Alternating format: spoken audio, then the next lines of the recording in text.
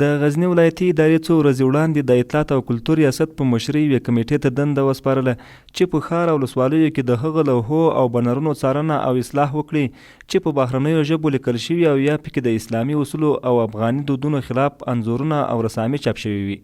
مسؤلین وایي له دې کار نه یې موخه د بهرني فرهنګ مخنیوی او د هیواد رسمي ژبو ته وده ورکول دي. لکه څرنګه چې د هیواد په سطحه دا کمیټه جوړ شوې په غزني کې هم همدې کمیټې له همدا نن رسمي هغه خپل فعالیت پیل کړ. د غزني په ښار کې هغه لوحې چې هغه د تجارتي مرکزونو دي، هغه د نورو علمي مراکزو دي، ولې بدبختانه په تېرو 20 کلونو کې موږ تاسو د ملي ژبو په خلاف لیکل شوي دي. همدا کمیټه دنده لري تر څو د هغې د اصلاح لپاره هغوی ته توصیې وکړي.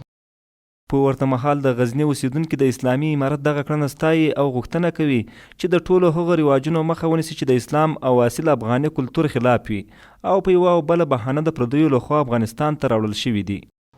والا این خو کار خوب است، چون ما شما افغان هستیم، باید فرهنگ خود باید